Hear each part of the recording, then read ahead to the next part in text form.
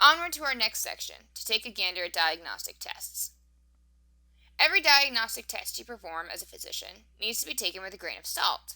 These grains of salt are the sensitivity, specificity, positive predictive value, and the negative predictive value.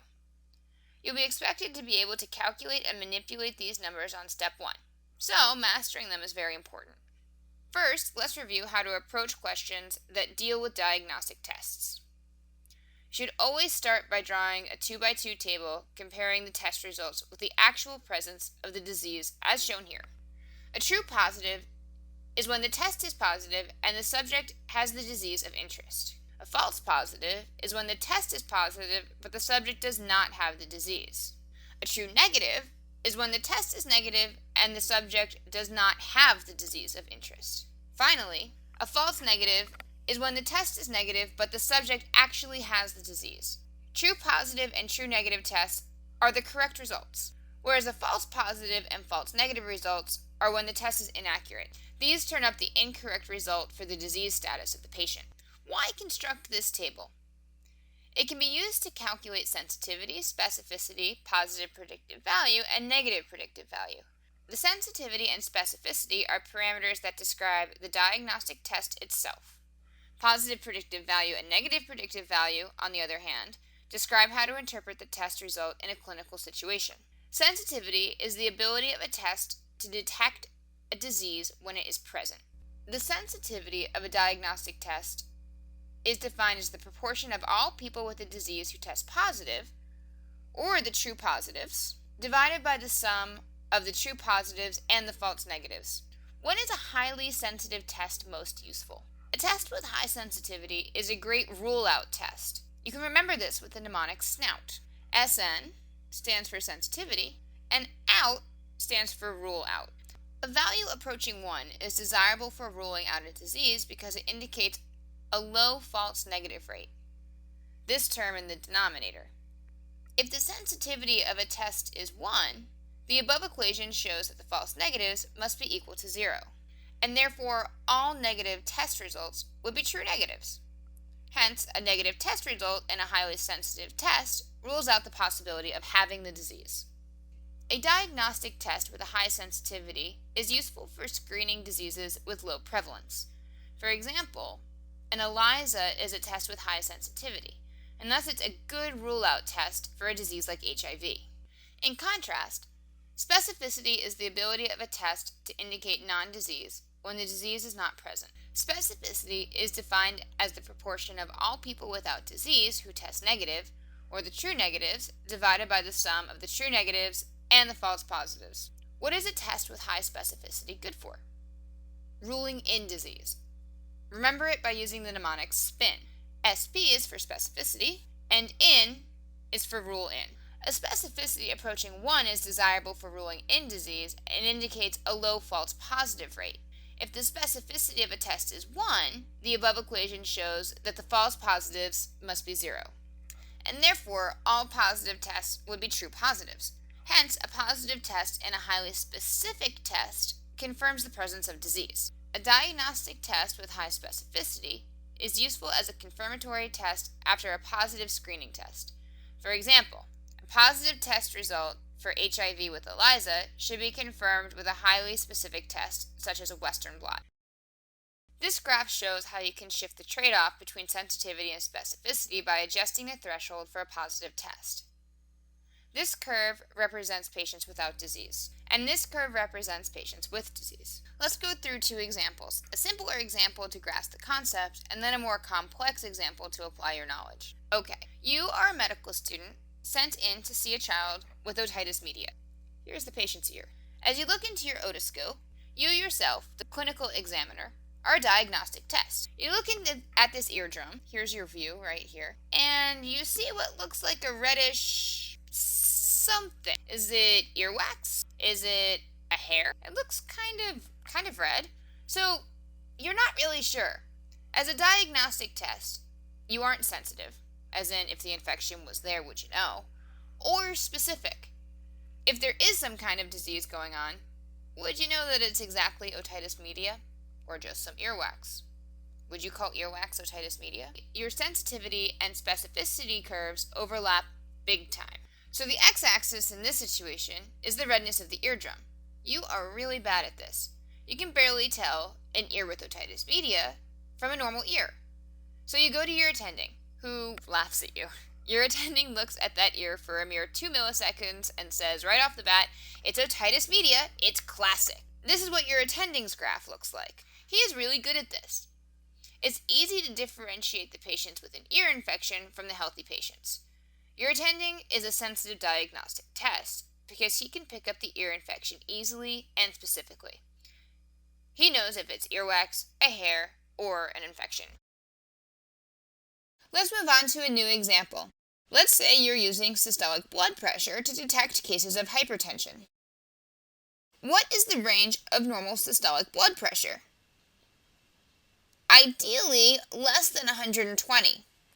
So you have a range of uncertainty from 120 to 140 millimeters of mercury, where systolic blood pressure may or may not indicate hypertension.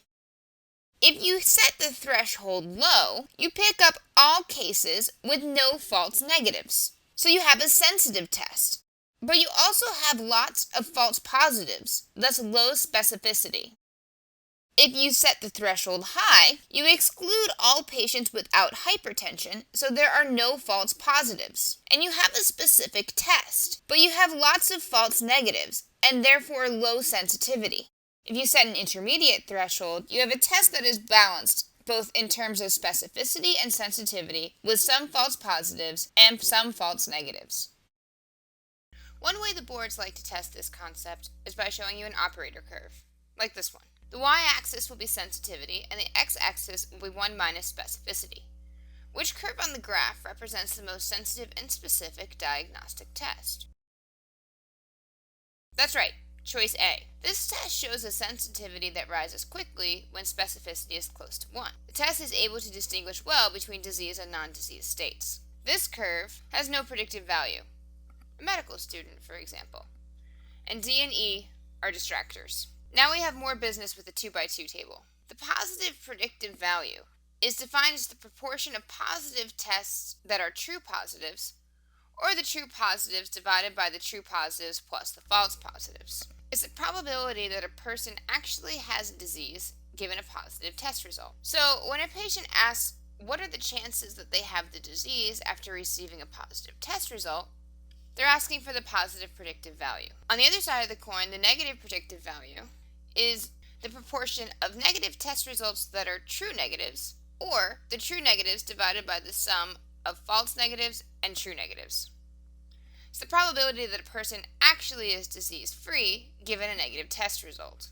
If the patient asks what are the chances they don't have the disease after receiving a negative test result, they're asking for the negative predictive value. A critical point to remember is that both the positive and negative predictive values of a diagnostic test vary with the prevalence of a disease, while the sensitivity and specificity of a test do not. Thus, if the prevalence of a disease in a population is low, even tests with a high specificity will have a low positive predictive value. On the other hand, if the prevalence of a disease in a population is high, the negative predictive value goes down, even if the sensitivity is high. Thus, the higher the prevalence, the higher the positive predictive value, and the lower the negative predictive value. The lower the prevalence, the higher the negative predictive value, and the lower the positive predictive value. If you're having difficulty understanding this concept, remember that prevalence is defined as the number with disease divided by the size of the population. You can put some example numbers into the test versus disease table to see how a change in disease prevalence affects PPV and NPV. Alright, I know that was a lot of information to digest, but let's do a practice boards type question to apply our new knowledge to something more concrete. A new assay for detecting prostate cancer is being tested in 120 patients without the disease. 108 of them received negative test results as expected. What is the specificity of this new assay? First, let's draw our 2x2 table. From the information we have, we know that true negatives equal 108, and that true negatives plus false positives equals 120. Thus, we know that the false positives equal 12. Since specificity is defined as true negatives divided by true negatives plus false positives, our specificity is 108 divided by 120, which equals 0.9. Okay, so let's build on this example. Today, you're working in the urology clinic.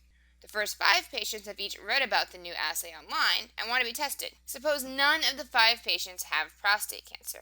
What's the probability that of these 5 tests, at least one will be positive anyway? Since each test represents an independent event with a 0.9 chance of yielding a true negative result and a 0.1 chance of yielding a false positive result, the chance of all 5 tests being negative is 0.9 to the 5th, which is approximately 0.59.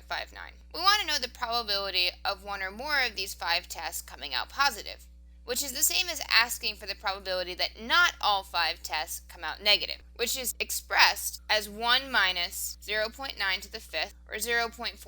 So 41% chance of having a positive test despite not having prostate cancer. Let's do another question just for fun. It's discovered that the zombie apocalypse currently invading the world is spread by a virus. The virus, happily, can be detected by an ELISA assay developed by the World Health Organization. There's no vaccine yet.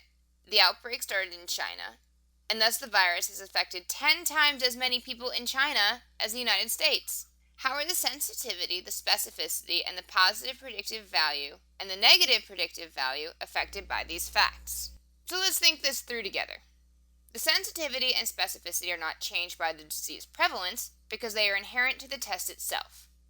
However, PPV will increase as prevalence increases, so PPV is increased in China, and the NPV will decrease with increased prevalence. NPV is lower in China. Think of it this way. If you live in China, where there are more people turning into zombies, it's 10 times more likely that you're a zombie. So even if the test is false, there's a greater chance that the test is a false negative, because you're 10 times more likely to be a zombie. Now, if you're walking a little funny and your chief complaint is feeling undead, then your pre-test probability of being a zombie is pretty high, and thus the positive predictive value of the WHO ELISA test will be very high.